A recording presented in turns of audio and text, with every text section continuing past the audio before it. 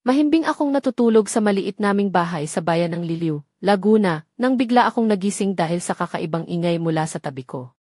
Tahimik ang kwarto, pero may anino na dahan-dahang pumapasok sa pagitan ng pinto at pader. Nang muling tumunog ang kaluluwa kong sumisigaw na boses, bigla akong tumayo at nagtanong ng may kaba, "Anak, kailan ka pumasok? Ano tong ginagawa mo?" Lumalabas na si Marco, ang anak ko, ang aninong iyon.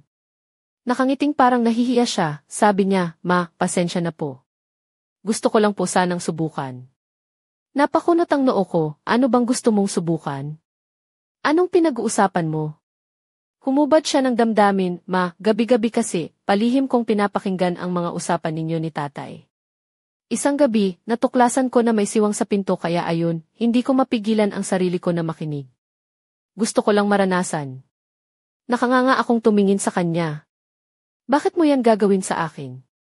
At ikaw pa ang nakita ko?" Bahagyang humisi siya, "Seryoso, Ma, sa tingin ko, mas marunong ako kaysa kay tatay. Iba ang pakiramdam kapag ako mismo ang gumawa."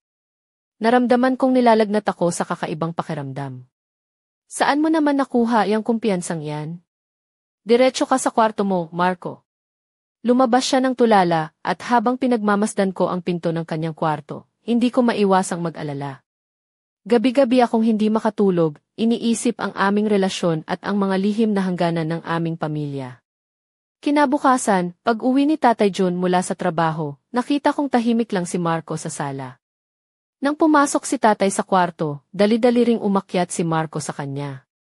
Napansin ko na kakaiba ang kilos ng anak ko. Isang araw, habang papuntang banyo, nahuli ko siyang muling pumasok sa kwarto. "Anak, ano ba yan? Anong nangyayari sa'yo?" Nagkibit balikat siya, "Wala po, mawala talaga. Pero alam kong hindi iyon totoo." Napagdesisyonan kong bantayan siya. Hindi nagtagal, nalaman kong gabi-gabi siyang palihim na nakikinig at nanonood. Pinilit ko siyang pag-usapan ito, pero tumanggi siyang magpaliwanag, parang nagtatago sa sariling mundo. Ako naman, naubos ang lakas. Hindi na ako makatulog, hindi ko na rin nagagawa ang mga gawaing bahay. Isang gabi, habang nakaupo ako sa sala, may lumapit na mensahe sa cellphone ko mula sa hindi kilalang numero. Lahat ay panimula pa lamang. "Kung nais mong malaman ang katotohanan, maghanda ka." Nanginig ang puso ko. Alam kong hindi ito tapos, may misteryong nagsisimula. Habang pinapanood ko ang mga ilaw ng bayan mula sa bintana ko, naiisip ko si Marco, ang anak kong may suot na itim na hoodie, lumang maong, at medyo bulok na puting sneakers. Naalala ko ang malamig niyang mga mata, parang yelo. "Ma, ayos lang ako. Nalilito lang ako," sabi niya minsan, pero hindi ko matanggap ang totoo sa likod ng mga salitang iyon. Kinabukasan, nagdesisyon akong magpunta sa isang sikat na psychological counseling center sa Tagaytay. Doon, sinalubong ako ni Ate Liza, ang counselor, na may maayos na buhok, konting makeup, beige na blouse na may navy blue na palda, at naka-black heels na may kaunting takong, parang inaasahan kong makikita ko sa isang pelikula. Nang tanungin niya ako, nagsimula akong ikwento ang mga nangyayari, ang pagkawala ni Marco, ang mga lihim niya, at ang kakaibang mga gamot na natuklasan ko sa kanya.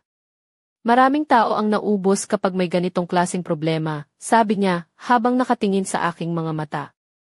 "Mukhang kailangan mo rin ng pahinga." Napangiti ako ng pilit, "Nga, Ate Liza. Hindi ako makatulog. Hindi ko mapigilan ang pag-iisip sa mensaheng iyon." Ipinakita ko sa kanya ang text, at nagtaas siya ng kilay, "May intensyong takutin ka nito. Hindi ito aksidente." Habang naglalakad ako sa malamig na hangin sa labas ng counseling center, bumalik ang alaala ng mga araw na naglalaro kami ni Marco sa baybayin ng Taal Lake, ang kastilyong buhangin na ginawa namin, ang araw na muntik siyang malunod, at ang takot ko na halos pumintig ang dibdib ko. Nang tumunog ang cellphone ko, isang hindi kilalang numero ang tumawag. "Ma, ang lalim ng katotohanan." Hindi lang simpleng pag-usisa ni Marco ang dahilan. May madilim siyang kinaroroonan. "Maghanda ka." Nagulat ako, pero bago ako makapagsalita, may narinig akong yabag sa labas ng bahay. Nang tingnan ko sa bintana, may dalawang pares ng bakas ng paa sa buhangin, isang lalaki at isang maliit, malabo. Napangiti ako ng mahina, parang hide and seek ito namin ni Marco. Pero may kirot sa dibdib ko. Alam kong ang lahat ng ito ay simula pa lang. Biglang kumurap ang ilaw sa loob ng bahay, at may boses na bumulong, "Handa ka na ba, Aling Nena?" Ang tunay na kwento ay ngayon palang magsisimula.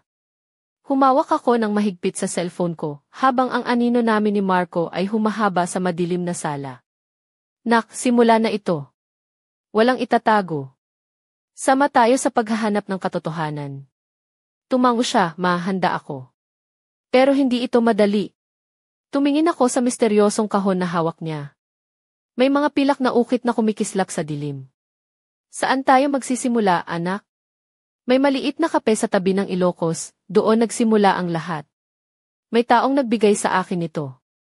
Umiti ako ng bahagya, "Malapit lang yan sa amin. Umalis tayo bukas ng maaga."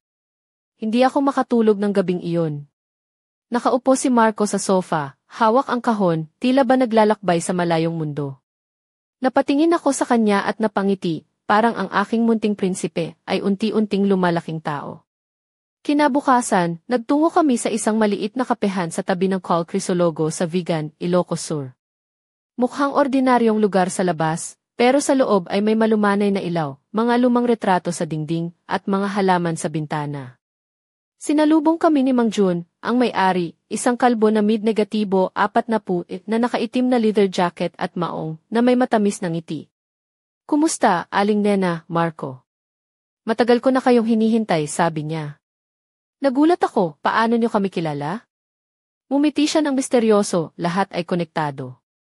Simula pa noon na nagsimula ang inyong kwento." "Alam niyo ba ang tungkol sa kahon na ito?" tanong ni Marco. Tumango si Mang Jun. "Nandyan ang lihim na hindi nyo pa nalalaman. Pero kapag nabuksan nyo na, hindi na kayo magiging pareho." Napuno ako ng kaba, kailangan naming malaman ang totoo. Napabuntong hininga si Mang Jun, "Mag-ingat kayo. Hindi ito basta-basta usapan lang. May madilim kayong haharapin." Binuksan ni Marco ang kahon. May lumang scroll at maliit na susi. Ang scroll ay may sinaunang Tagalog na sulat na halos di maintindihan. Ito ay sinaunang lihim na kailangang basahin para mabuksan ang pintuan ng katotohanan, paliwanag ni Mang Jun. Biglang pumasok ang isang babae sa kapehan, mahaba ang itim na buhok, suot ang pulang bestida na may pilak na kwintas na kumikislap sa liig. Ang kanyang yapak ay puno ng kumpiyansa, at ang kanyang mga mata ay yelo ang tingin. Napakapit ako sa upuan ko, alam ko, siya ang boses na narinig ko noong isang gabi. "Sa wakas, nakaharap na kita, Aling Nena at Marco. Kung nais ninyong malaman ang katotohanan, sumama kayo sa akin. Ngunit babalaan ko kayo, delikado ang landas na ito," sabi niya ng malamig. Tumingin si Marco sa akin, "Ma, simula na ito. Hindi na ito biro." Tumayo akong matatag, handa nang harapin ang panganib para sa pamilya. Sa likod ng kapehan, may narinig kaming kakaibang tawa, parang lihim na matagal nang nakabaon. Nagsimula ang aming bagong kabanata sa ilalim ng malamig na hangin ng Ilocos, habang sumusunod kami sa babaeng iyon sa isang makipot na eskinita. Ngunit sa likod ng bawat hakbang, may mas malalim pang misteryo ang naghihintay. Paglabas namin sa kapehan, sinalubong kami ng malamig na simoy ng hangin na maihalong amoy ng dagat mula sa Abra River na hindi kalayuan. Ang babaeng kasama namin ay nagngangalang Aling Rosa, at halatang hindi siya basta-basta tao. Suot niya ang pulang bestida na halos dumampilang sa kanyang mga hita, at ang pilak na kwintas sa kanyang liig ay kumikislap sa ilalim ng mahinang ilaw ng poste. Ang kanyang mga mata ay parang yelo, matalim at tila nakakasilip sa kaluluwa mo. Para siyang isang diwata na may daladalang panganib. Habang naglalakad kami sa makipot na eskinita ng Vigan, napansin ko ang mga sira-sirang bintana ng mga lumang bahay, mga bakal na nakasabit na parang mga multo ng nakaraan. Si Marco, na may suot na itim na hoodie at maong na bahagyang kumupas, ay mahigpit ang kapit sa aking kamay. Nakalakad siya ng tahimik, halos hindi ko marinig ang kanyang mga hakbang. "Aling Nena, dapat kayong maging handa. Hindi ito basta-basta kwento lang." Ang malamyos ngunit malamig na boses ni Aling Rosa ang bumalot sa hangin. Napatingin ako sa kanya, "Ano ba talaga ang nangyayari, Rosa? Bakit ang dami ng sikreto? At bakit ang anak ko ang nasa gitna nito?" Umiti siya ng maihalong kasinungalingan, "Ang pamilya niyo ay may dugo ng mga tagapangalaga ng isang lihim na pintuan, isang daan na magdadala sa inyo sa isang mundo na hindi niyo pa nararating. At si Marco, anak mo, ay napili na maging tagapagmana nito." Nang marinig ko iyon, para bang tumigil ang tibok ng puso ko. Napili. Anong ibig sabihin nun? Pumili ba siya? Tumahimik siya ng sandali, tapos sabi niya, hindi ito pilit, ngunit hindi rin niya ito mapipili.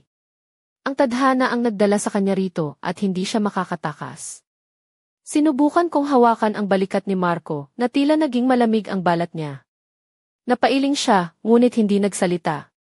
Ang kanyang mga mata ay nagbago, parang may dilim na sumanib dito. Ma, hindi ko alam kung ano ang nangyayari sa akin, bulong niya.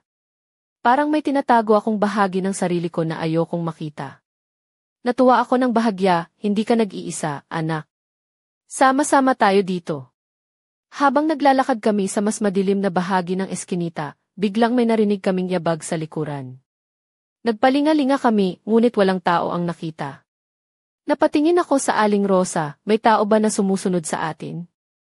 Ngumiti siya ng may kasamang pangamba, mga mata ng dilim na ayaw kayong makita na malaman ang totoo. Habang papalapit kami sa isang luma at may kalawangang bakal na pinto, tumigil si Aling Rosa at tumingin sa amin ng seryoso. Dito magsisimula ang unang pagsubok ni Marco. Sa loob ng pinto na ito, napatingin kami sa bakal na pinto na may mga ukit ng sinaunang baybayin. Ang hangin ay tila huminto at ang paligid ay naging kakatwang malamig.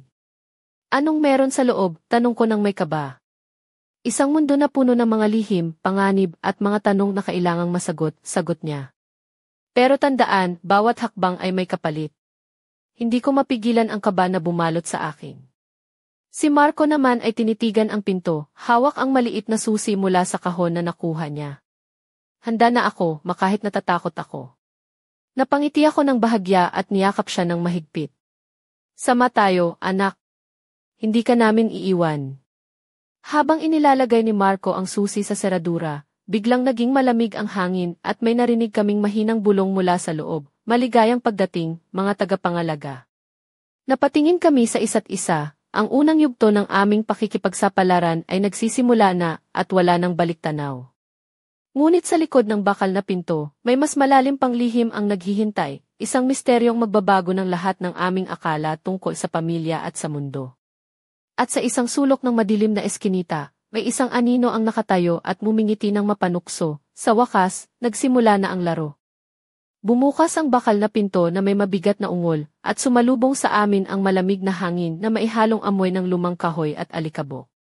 Pumasok kami sa loob at dali-dali kong napansin ang kakaibang liwanag na nagmumula sa mga lumang kandila na nakasabit sa mga dingding ng isang malawak na silid. Ang sahig ay gawa sa lumang kahoy na may mga ukit ng sinaunang baybayin, at sa gitna, may isang malaking altar na napapalibutan ng mga lumang aklat at antigong gamit. Si Marco, suot ang kanyang itim na hoodie na bahagyang nabasa sa pawis, ay naglakad ng dahan-dahan, hawak ang maliit na kahon. Napatingin ako sa kanyang mga mata, may halong takot at determinasyon. Ang kanyang maong ay bahagyang punit sa tuhod, at ang puting sneakers niya ay medyo madumi na mula sa paglalakad sa basang lupa sa labas. Tumayo si Aling Rosa sa tabi ng altar, ang kanyang pulang bestida ay kumikislap sa liwanag ng kandila, at ang pilak na kwintas niya ay kumikislap sa bawat galaw niya. Ito ang unang hakbang, sabi niya habang pinagmamasdan si Marco. Kailangan mong basahin ang lumang sulat at tuklasin ang lihim na nakatago dito. Binukas ni Marco ang lumang scroll at sinubukang basahin ang mga sinaunang baybayin. Napansin ko ang kanyang mga kamay na nanginginig at napakaingat niyang hinawak ang papel. Ma, parang may mga salitang naiba ang kahulugan, sinabi niya ng may pag-aalinlangan. Tumango si Aling Rosa, anak. Ang mga salitang iyon ay hindi basta salita lang. Ito ay mga susi sa pag-unlock ng mga lihim ng iyong pamilya. Ngunit mag-ingat ka, ang bawat salita ay may kapangyarihan. Habang nagbabasa si Marco, napansin kong ang kanyang mga mata ay unti-unting nag-iiba ng kulay, parang may bahid ng lila na lumilitaw sa gitna ng kanyang itim na mga mata. Napatingin ako sa kanya ng may kaba, anak, ayos ka lang ba? Ngumiti siya ng pilit, medyo nahihirapan lang. Biglang may narinig kaming malalakas na yabag mula sa labas ng silid. Tumayo kami ng mabilis, at nakita namin ang mga anino ng mga taong nakasuot ng itim na kapa na unti-unting pumapasok sa silid. Ang kanilang mga mukha ay natatakpan ng mga hood, at ang kanilang mga mata ay naglalagablab sa dilim. Handa na ba kayo sa pagsubok? Tanong ng isang lalaking may malalim na boses. Si Aling Rosa ay ngumiti ng malamig, sila ang mga tagapagbantay ng pintuan. Hindi kayo basta makakadaan kung hindi ninyo mapatunayan ang inyong lakas at katapatan. Si Marco ay tumayo ng matatag, ang kanyang mga kamay ay yumakap sa maliit na kahon. Hindi kami susuko. Handa kami. Napakapit ako sa kanyang balikat, kapit lang, anak. Magkasama tayo rito. Ang mga tagapagbantay ay nagsimulang umikot sa amin, at ang hangin ay naging mas malamig pa. Nararamdaman kong ang bawat segundo ay puno ng tensyon at panganib. Napatingin ako sa Aling Rosa at nagtanong, ano ang magiging pagsubok, Rosa? Umiti siya, hindi ito pisikal lang. Kailangan ninyong harapin ang inyong mga takot at lihim. Ang pintuan ay hindi basta-basta nabubuksan ng lakas, kundi ng katotohanan. Habang ang mga anino ay palapit, si Marco ay nagbukas ng maliit na kahon at kinuha ang isang pulseras na may pilak na ukit. Isinuot niya ito sa kanyang pulso, at biglang kumislap ang silid ng maliwanag na pumuno sa bawat sulok. Anak, ano ang nararamdaman mo? Tanong ko nang may kaba. Parang may lakas na dumadaloy sa akin, pero may takot din, sagot niya. Biglang bumukas ang isang lihim na pinto sa likod ng altar, at isang malamig na hangin ang sumalubong sa amin. Ang mga tagapagbantay ay lumakad papunta sa pintuan at sumulyap sa amin ng may babala. Ang tunay na pagsubok ay nagsisimula ngayon. Muling buksan ang pinto at harapin ang dilim na naghihintay sa inyo. Si Marco at ako ay nagkatinginan. Alam naming wala nang atrasan pa. Hawak-hawak niya ang aking kamay at sabay kaming pumasok sa madilim na lagusan na unti-unting sumasakop sa aming paningin. Sa kabila ng dilim, naramdaman ko ang init ng kanyang kamay at sa puso ko, alam kong kahit anong pagsubok ang dumating, hindi kami kailanman maghihiwalay. Ngunit sa likod ng bawat hakbang namin, may isang lihim na nagtatago, isang lihim na maaaring sumira sa lahat ng aming pinanghahawakan. At sa mga anino ng lagusan, may isang tinig ang palihim na bumubulong, hindi pa tapos ang laro, Aling Nena at Marco. Mas malalim pa ang dilim na naghihintay. Habang unti-unting nilalakbay namin ni Marco ang madilim na lagusan, ang paligid ay nagbago, ang malamig na hangin ay naging mas malakas, at ang mga dingding ay tila umaalingaw-ngaw sa bawat yapak namin. Ang mga ilaw mula sa pulseras ni Marco ay naglalabas ng banayad na asul na liwanag na naglalarawan ng mga lumang larawan sa mga bato, parang mga anino ng nakaraan. Si Marco, suot ang kanyang paboritong itim na hoodie na halos kumapit na sa kanyang katawan dahil sa pawis, ay naglakad ng tahimik. Ang kanyang maong na medyo punit sa tuhod ay nagpapakita ng mga peklat ng ating mga pakikipagsapalaran. Ang puting sneakers niya ay nagsisilbing katibayan ng kanyang lakas sa kabila ng pagod. Ma, nararamdaman mo ba to? Tanong niya habang pinagmamasdan ang kanyang pulseras na kumikislap. Parang may tinuturo itong daan. Tumingin ako sa paligid, anak. Parang may tinutukoy ito, pero hindi ko maintindihan kung saan tayo patungo. Biglang naputol ang liwanag at ang lagusan ay napuno ng kadiliman. Napahawak kami sa isa't isa, ang tibok ng puso namin ay umakyat sa bilis. Sa dilim, may mga bulong na parang nagmumula sa hangin, malapit na kayo sa puso ng lihim. Ngunit handa ba kayo sa katotohanan? Si Marco ay huminga ng malalim, handa ako, makahit ano paman ang bumungad. Nagpatuloy kami sa paglalakad hanggang sa makarating sa isang malaking silid na puno ng mga antigong gamit, mga kahon, lumang mga libro, at mga larawan ng mga tao na tila mga ninuno namin. Ang isang malaking kahon sa gitna ay may nakasulat na para sa mga naglakas loob. Lumapit si Marco at dahan-dahang binuksan ang kahon. Sa loob, may mga sulat at isang maliit na kahon na may ukit na pilak. Ano kaya ito? Tanong niya habang hinahawakan ang kahon. Siguro ito ang susi sa lahat, sabi ko habang nilalapitan siya. Habang iniikot ni Marco ang maliit na kahon, biglang tumunog ang isang lumang orasan sa silid, at ang mga larawan sa paligid ay parang gumalaw, mga mukha ng mga taong may seryosong tingin na tila nagmamasid sa amin. Napatingin ako sa mga ito, sino kaya sila? Mga ninuno ba natin? Tumango si Aling Rosa na biglang lumitaw sa likod namin, suot ang kanyang pulang bestida na bahagyang kumikislap, sila ang mga nagbantay ng lihim na ito sa loob ng maraming henerasyon. Napatingin ako sa kanya, paano namin malalaman kung anong dapat gawin namin ngayon? Ngumiti siya ng may halong hiwaga, ang sagot ay nasa loob ng kahon. Ngunit kailangan ninyong magpasya kung handa na ba kayong harapin ang mga susunod na pagsubok. Si Marco ay dahan-dahang binuksan ang maliit na kahon, at sa loob nito ay may isang sirang larawan ng isang batang lalaki na may hawak na pulseras na katulad ng sa kanya. Sa likod ng larawan, may nakasulat na mensahe, ang tunay na lakas ay nagmumula sa puso, hindi sa kamay. Napangiti ako ng bahagya, mukhang hindi lang pisikal na lakas ang kailangan mo, anak. Ngunit bago pa man kami makapag-isip ng mabuti, bigla na namang nagsimulang umikot ang mga larawan sa paligid na parang mga multo ng nakaraan, at ang silid ay napuno ng malamig na hangin. Narinig namin ang isang malalim na boses mula sa dilim, ang susunod na hakbang ay hindi para sa mahina ang loob. Pumili kayo ng matalino dahil ang bawat hakbang ay may kapalit. Napatingin kami ni Marco sa isa't isa, alam naming hindi na ito basta laro. Ang aming pamilya ay nakataya sa isang laban na hindi namin palubos na naunawaan. At sa likod ng madilim na sulok, may isang anino ang umiti ng mapanukso, hindi pa tapos ang laban, mga tagapangalaga ng lihim. Lumipas ang ilang sandali nang tumigil ang mga umiikot na larawan, at ang malamig na hangin ay unti-unting humupa. Napailing si Marco, ang kanyang mga mata ay maihalong pagod at determinasyon. Hawak niya pa rin ang sirang larawan na parang ito ang tanging piraso ng liwanag sa gitna ng dilim. Tila ba may mensahe ito para sa akin, ma, sabi niya habang pinagmamasdan ang larawan. Parang sinasabi nito na hindi lang lakas ang kailangan ko, kundi puso. Nilapitan ko siya, ang puting blouse ko ay bahagyang kumikiski sa lumang kahoy ng sahig, at ang aking palda na may simpleng floral print ay dahan-dahang sumasabay sa mga galaw ko. Tama ka, anak. Lakas ng puso ang pinakamahalaga. Biglang may narinig kaming malakas na kaluskos mula sa isang sulok ng silid. Lumingon kami at nakita ang isang lumang aparador na dahan-dahang bumukas, naglalabas ng makintab na liwanag.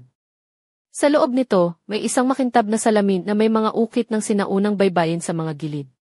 Anong meron dyan? Tanong ni Marco, bahagyang nanginginig ang boses. Lumapit si Aling Rosa at mumiti, ito ang salamin ng katotohanan.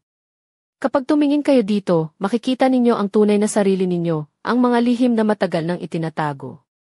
Hindi ko maiwasang manginig habang pinagmamasdan ang salamin. Handa ka na ba, anak? Tumango si Marco at sabay kaming tumingin sa salamin. Sa unang tingin, nakita namin ang aming mga refleksyon, ako na nakasuot ng puting blouse at simpleng palda, si Marco na nakaitim na hoodie at maong. Ngunit unti-unti, ang mga larawan ay nagbago, lumitaw ang mga anino ng mga tao na nasa larawan sa kahon, mga ninuno namin na may seryosong mukha. Nakita ko ang sarili ko na nakayuko, tila ba may dinadala na mabigat na sikreto, habang si Marco naman ay may mga mata na puno ng luha at tapang. Biglang naramdaman namin ang isang malakas na hampas ng hangin, at ang salamin ay nagkaroon ng bitak, mula sa gitna hanggang sa mga gilid nito. Ang katotohanan ay hindi laging magaan, ngunit kailangang tanggapin, bumulong si Aling Rosa. Napalingon ako sa kanya, ano ang susunod na gagawin namin? Umiti siya ng may bahagyang lungkot, ang susunod na hakbang ay ang pagpili kung aling landas ang tatahakin nyo. Isa ay ang daan ng liwanag, puno ng katotohanan ngunit may panganib. Ang isa naman ay daan ng dilim, puno ng lihim ngunit may kapangyarihan. Napatingin kami ni Marco sa isa't isa, alam naming hindi madali ang pagpipiliang ito. Anak, ano ang pipiliin mo? Tanong ko ng may pag-aalala. Ma, pipiliin ko ang daan ng liwanag. Kahit mahirap, gusto kong malaman ang buong katotohanan, sagot niya ng matatag. Tumango ako at niyakap siya ng mahigpit. Sama kita, anak. Hindi kita iiwan. Biglang muling lumakas ang hangin at ang mga anino sa paligid ay naglaho. Ngunit sa likod ng aming puso, alam naming may mas malalalim pang lihim ang naghihintay. At sa isang madilim na sulok, may isang lalaking nakatayo, nakasuot ng itim na kapa, ang kanyang mga mata ay naglalagablab. Napili na nila ang kanilang landas, bulong niya. Ngunit ang tunay na laban ay ngayon palang magsisimula. Habang hawak ko ang kamay ni Marco, dahan-dahan kaming nilalakad ang landas ng liwanag na inihanda para sa amin. Ang paligid ay unti-unting nagliliwanag, puno ng mga maliliit na bulaklak at mga dahon na kumikislap sa liwanag ng araw na tila pumapasok mula sa isang di nakikitang bukana. Suot ko ang aking simpleng barutsaya. Ang tela ay humahaplos sa aking balat na may halong lamig at init, habang si Marco naman ay nakaitim na hoodie na ngayon ay tila mas maluwag na sa kanyang katawan, at ang maong niyang pantalon ay medyo naluma na sa dami ng gamit. Ma, ang liwanag na ito parang nagbibigay ng lakas, sabi niya habang tinitingnan ang mga paligid na puno ng mga kumikislap na alon. Umiti ako, anak. Pero tandaan, kahit gaano kaliwanag ang landas, may mga anino na sumusunod. Habang naglalakad kami, napansin ko ang mga kakaibang tanawin, mga puno na may mga dahong nagliliwanag, mga ibon na may mga balahibong kumikislap ng pilak, at mga bato na tila mga kristal. Ang bawat hakbang namin ay may kasamang musika ng hangin, na para bang may mga nilalang na nagmamasid sa amin mula sa mga anino. Biglang may lumitaw na isang matandang babae sa gitna ng landas. Suot niya ang puting saya at blusa na may bordang bulaklak, at ang kanyang buhok ay puti na parang nyebe. Ang kanyang mga mata ay puno ng karunungan at pagkabahala. Maligayang pagdating, mga tagapangalaga, sabi niya nang may mahinang ngiti. Ako si Lola Sinta, ang tagapangalaga ng landas na ito. Tumigil kami dito, Lola, sabi ko nang may paggalang. Ano ang kailangan naming gawin upang maipagpatuloy ang aming paglalakbay? Napatingin siya kay Marco, anak ng tagapangalaga, handa ka na ba harapin ang iyong mga takot at ang mga lihim ng iyong pamilya? Tumango si Marco nang may tapang, handa ako. Ngunit tandaan, paliwanag ni Lola Sinta, ang landas na ito ay puno ng mga pagsubok. Hindi lamang lakas ang kailangan mo, kundi puso at katatagan. Habang nagsasalita si Lola Sinta, biglang lumabas ang isang malaking halimaw mula sa mga anino, may balat na parang bato at mga mata na naglalagablab. Suot niya ang isang lumang baluti na may mga ukit ng sinaunang baybayin. Ang unang pagsubok ay ang labanan ang halimaw ng takot, sabi ni Lola Sinta. Kung matatalo mo ito, makikita mo ang susunod na bahagi ng iyong landas. Tumayo si Marco ng matatag, hindi ako matatakot. Harapin ko ito para sa pamilya namin. Habang nilalabanan ni Marco ang halimaw, napansin ko ang kanyang mga kamay na nanginginig, ngunit ang kanyang mga mata ay puno ng determinasyon. Naramdaman ko ang init ng kanyang katawan, at ang kanyang itim na hoodie ay bahagyang nabasa ng pawis. Nang matapos ang laban, bumagsak ang halimaw sa lupa at nawala sa dilim. Napahinga si Marco habang humihinga ng malalim at mumiti siya sa akin, Ma, kaya ko to. Niyakap ko siya ng mahigpit, alam kong kaya mo, anak. Magkasama tayo hanggang dulo. Ngunit sa likod ng aming tagumpay, may isang anino ang nagmamasid mula sa malayo, at may boses na malamig na bumulong, hindi pa tapos ang laban. Ang tunay na panganib ay paparating. Habang niyayakap ko si Marco, naramdaman ko ang bigat ng hangin sa paligid, tila ba may nakatagong panganib na patuloy na sumusunod sa amin. Suot ko ang aking paboritong barot saya na may simpleng kwintas na regalo ng aking ina, habang si Marco ay nakaitim na hoodie na may bahagyang gasgas sa manggas at maong na medyo kupas na sa mga tuhod. Ang kanyang puting sneakers ay may bahagyang dumi mula sa aming paglalakad sa madilim na gubat. Ma, ano kaya ang ibig sabihin ng boses na iyon? Tanong niya nang may kaba. Huwag kang mag-alala, anak. Kahit anong dumating, haharapin natin ng magkasama, sagot ko, pinipilit ang sarili kong kalmado. Biglang may kumatok sa likod ng aming likuran. Lumingon kami at nakita si Mang Jun, ang may-ari ng kapehan sa vegan, na may dalang lumang kahon na may ukit sa ibabaw. Aling Nena, Marco, may natuklasan ako, sabi niya habang inilalapag ang kahon sa harap namin. Ito'y bahagi pa rin ng inyong pamilya, at maaaring magbigay linaw sa mga nangyayari. Dahan-dahang binuksan ni Marco ang kahon, at sa loob nito ay mga lumang sulat, larawan, at isang maliit na pendant na may hugis araw na may pilak na palamuti. Anong ibig sabihin nito, Mang Jun? Tanong ko. Ang pendant na ito ay simbolo ng lakas ng inyong pamilya. Ngunit higit pa rito, ito ang susi para maunawaan ang mga lihim na bumabalot sa inyong kasaysayan, paliwanag niya. Habang hawak ni Marco ang pendant, naramdaman niyang parang may dumadaloy na enerhiya mula rito papunta sa kanyang katawan. Napangiti siya ng bahagya, parang nagbibigay ito ng lakas, Mahi. Ngunit habang nag-uusap kami, biglang may narinig kaming yabag mula sa labas ng lumang bahay. Lumabas kami at nakita ang isang grupo ng mga taong nakasuot ng itim na kapa, may mga maskarang gawa sa kahoy. Mga tagapagbantay ng lihim, bumulong si Mang Jun, hindi kayo nila papayagang lumapit ng walang pagsubok. Tumayo si Marco ng matatag, hindi kami aatras. Handa kaming harapin ang kahit ano. Nagharap kami sa mga tagapagbantay. Ang kanilang lider ay isang matandang lalaki na may puting balbas at mga matang tila nakakakita sa kaluluwa.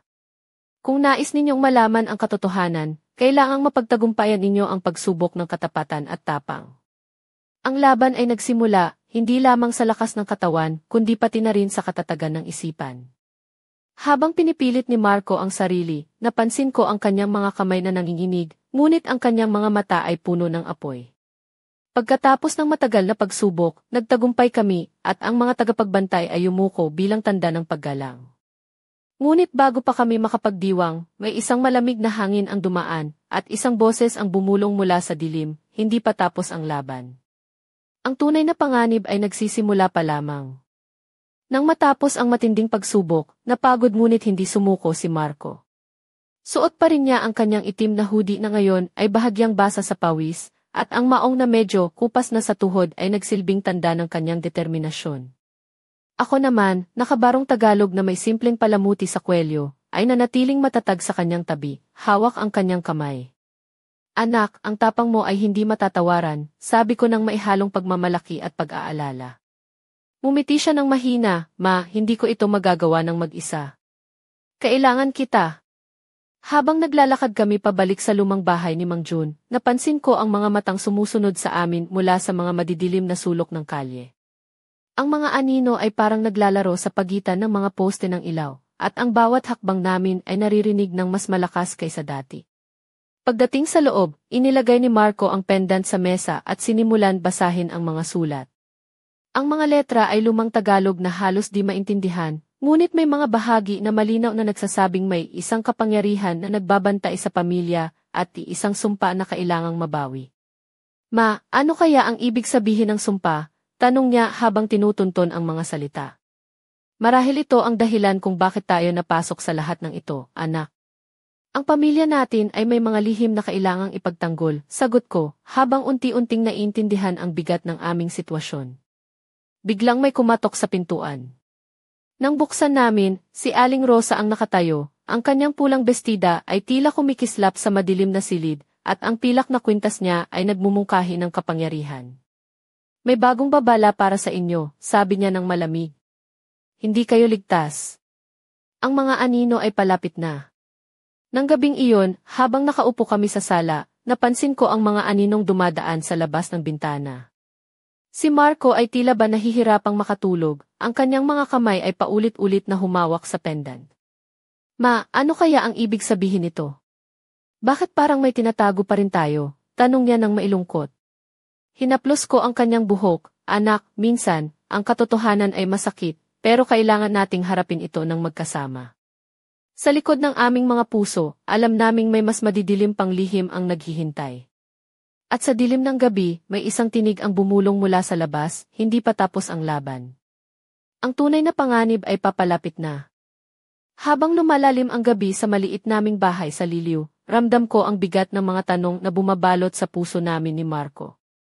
Suot ko ang aking paboritong barong Tagalog na may mahinang burda sa mga manggas, habang si Marco ay nakaitim na hoodie na medyo basang-basa sa pawis, at ang kanyang maong ay bahagyang kupas mula sa dami ng aming pinagdaanan. Hawak niya pa rin ang pendant na tila naglalabas ng banayad na liwanag sa gitna ng dilim. Ma, parang may mga matang sumusubaybay sa atin, bulong niya habang nakatitig sa bintana na may mga aninong dumadaan sa labas. Napailing ako, anak. Hindi tayo ligtas. Pero hindi tayo mag-isa. Biglang tumunog ang aking cellphone. Isang mensahe mula sa hindi kilalang numero, kung nais mong malaman ang buong katotohanan, pumunta ka sa lumang simbahan sa bayan ng Nagcarlan bukas ng hating gabi. Huwag mo itong ipagsabi sa iba. Napikit ako sandali, ang puso ko ay naglalakbay sa takot at pag-asa. Marco, kailangan nating pumunta doon. Ito na ang susi para sa lahat. Kinabukasan, naghanda kami ni Marco. Suot niya ang kanyang paboritong hoodie, medyo pahinang-pahina na sa likod, at ako naman ay nakabarong Tagalog na may simpleng palda. Habang naglalakad kami papunta sa lumang simbahan, ramdam ko ang lamig ng hangin na pumapawi sa init ng araw. Pagdating namin sa simbahan, napansin namin ang mga lumang kahoy at mga rebulto na tila naglalaman ng mga lihim ng nakaraan. Sa gitna ng simbahan, may isang altar na may mga inskripsyon sa wikang Tagalog at mga simbolo na hindi ko lubos maintindihan. Biglang may lumapit na isang matandang pari na may puting balbas at mga matang puno ng karunungan. Maligayang pagdating, mga tagapangalaga, sabi niya. Ang inyong paglalakbay ay malapit na matapos, ngunit ang tunay na pagsubok ay ngayon pa lamang magsisimula. Tinulungan niya kaming umupo sa harap ng altar. Narito ang huling bahagi ng lihim na dapat ninyong malaman. Ngunit ito ay may kapalit. Binuksan niya ang isang lumang aklat na puno ng mga sulat at larawan. Ang inyong pamilya ay may sumpa na nagmula pa sa panahon ng ating mga ninuno. Isang sumpa na maaari lamang mapawi sa pamamagitan ng pagtanggap at pagharap sa katotohanan. Napatingin ako kay Marco, ang kanyang mga mata ay puno ng tanong at takot. Anak, handa ka na ba? Tumango siya ng mahina, makahit ano pa man ang mangyari, kasama kita. Ngunit bago pa man namin tuluyang maunawaan ang sinasabi ng pari, may narinig kaming yabag mula sa labas ng simbahan. Nakatingin kami sa bintana at nakita ang mga aninong palapit sa amin. Ang huling boses na narinig namin bago magsimula ang dilim ay, ang tunay na laban ay hindi pa tapos. Ang kapalaran ng inyong pamilya ay nakasalalay sa inyong mga kamay. Habang lumalalim ang gabi sa lumang simbahan ng Nagcarlan, ramdam ko ang bigat ng bawat sandali, ang lamig ng hangin ay pumapasok sa aking barong Tagalog na may bordang bulaklak. Habang si Marco ay nakasuot pa rin ang kanyang itim na hoodie na bahagyang nabasa ng pawis, at ang kanyang maong nakupas na sa tuhod ay tila sumasalamin sa lahat ng pinagdaanan namin. Hawak niya ang pendant na naglalabas ng banayad na sinag, tila ba nagbibigay liwanag sa gitna ng dilim na bumabalot sa amin. Tumayo ang matandang pari, ang kanyang mga matang mapanuri at puno ng karunungan, at dahan-dahang binuksan ang isang lihim na kahon na may ukit ng mga sinaunang simbolo. Narito ang huling susi sa inyong paglalakbay, sabi niya. Ngunit tandaan, ang bawat lihim ay may kapalit, ang bawat katotohanan ay may hangganan. Dahan-dahang inilabas niya ang isang lumang pendant na kahawig ng hawak ni Marco, ngunit mas detalyado at may mga kumikislap na bato. Ito ang simbolo ng inyong pamilya at ang susi para mapawi ang sumpa na matagal nang bumabalot sa inyo. Si Marco ay lumapit, ang kanyang mga mata ay puno ng tapang at pag-aalinlangan. Handa na ba tayo, ma? Ngumiti ako nang may bahagyang luha sa mga mata, handa na tayo, anak. Magkasama tayo sa lahat ng ito. Habang inilalagay ni Marco ang pendant sa kanyang liig, biglang lumabas, mula sa dilim ang isang anino, isang babaeng may mahahabang itim na buhok na kumikislap sa liwanag ng kandila, suot ang pulang bestida na parang apoy na sumisiklab sa dilim. Ang kanyang mga mata ay yelo ang tingin, at ang kanyang ngiti ay puno ng hiwaga. Maligayang pagdating sa tunay na simula, bumulong siya ng malamig. Ang sumpa ng inyong pamilya ay hindi lamang isang alamat.